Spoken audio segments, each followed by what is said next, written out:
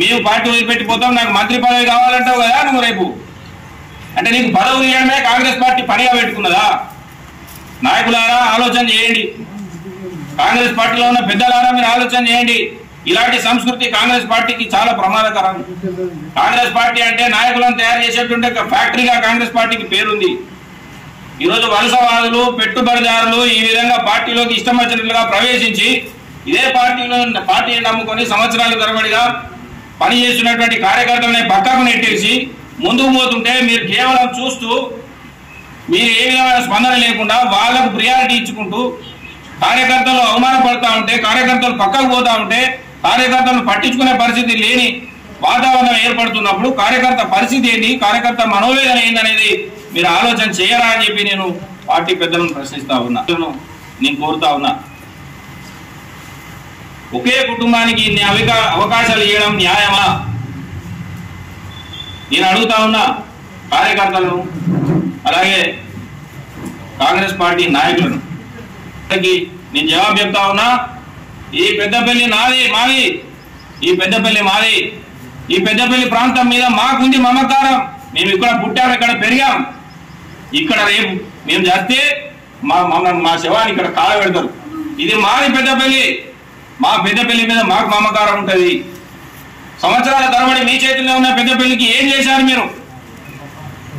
సంవత్సరాల తరబడి మీ చేతుల్లో ఉన్నటువంటి పెద్దపల్లిని ఏం చేశారు? వెంకటస్వామి గారు అంటే మాకు గౌరవం ఇవ్వాలి ఉంది. ఎందుకుంది అంటే ఇంతో కొంత ఈ పెద్దపల్లి పార్లమెంట్కి ఏమైనా చేసినట్టే వెంకటస్వామి గారు. ఇలా వెంకటస్వామి గారికి రాజకీయ వారసులం, ఒరిజినల్ రాజకీయ వారసులం మేమే, మీరు కాదు. మీ కుటుంబం కేవలం వెంకటస్వామి గారి ఆస్తికి మాత్రమే వారసులు. మీరు రాజకీయ వారసులు కాదు. కేవలం పెట్టుబడిదారు రూపం ఎత్తి పెట్టుబడులు పెట్టుకుంటూ రాజకీయంగా కష్టపడినటువంటి కార్యకర్తలను పక్కకు నెట్టేసి అవకాశాలు తీసుకొని మాలాంటి వాళ్ళ ఉసురు పోసుకుంటున్నారు. ఇది మీకు మంచిది కాదు. ఇప్పటికైనా నేను ఆ కుటుంబానికి విజ్ఞప్తి చేస్తా ఉన్నా, మీకు ప్రకటింపబడినటువంటి టికెట్ను మీరు వెనుకకు తీసుకోండి. స్థానికంగా కష్టపడినటువంటి కార్యకర్తకు ఇచ్చే విధంగా మీరే ప్రయత్నించండి. అలాగే నేను పార్టీ పెద్దలను కోరుతా ఉన్నా, మీరు ఏదైతే ప్రకటన చేశారో ఈ ప్రకటనను పునఃసమీక్షించుకోండి. లేదంటే ఈ పార్టీకి, కాంగ్రెస్ పార్టీకి పనిచేసినటువంటి వ్యక్తిగా, కాంగ్రెస్ పార్టీ కార్యకర్తగా రేపు ఏప్రిల్ మొదటి వారంలో శుక్రవారం 5 తారీఖున న్యాయ పోరాట దీక్ష పెద్దపల్లి హెడ్ క్వార్టర్లో చేపట్టబోతా ఉన్నా.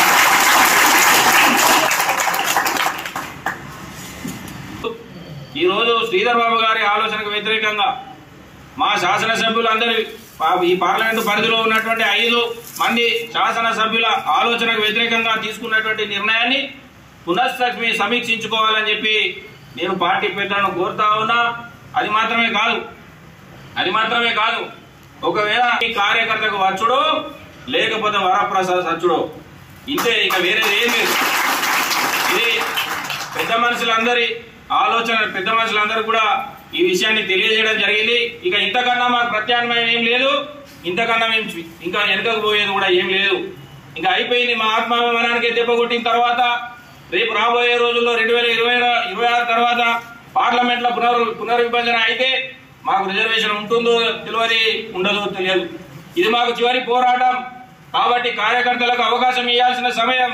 ఇలా నియోజకవర్గం అంతా కూడా కాంగ్రెస్ ఎమ్మెల్యేలు గెలిచినప్పుడు, ప్రజలంతా కాంగ్రెస్ కు మద్దతుగా నిలబడుతున్నప్పుడు మరి కార్యకర్తకు అవకాశం ఇవ్వాల్సినటువంటి అనుకూలమైన సమయం ఇదే. కాబట్టి పార్టీ పునరాలోచన చేసి అభ్యర్థిని మార్చి మాకు అవకాశం కల్పిస్తే సరే, లేదనంటే న్యాయ పోరాట దీక్షకు సిద్ధం అవుతా ఉన్నాం.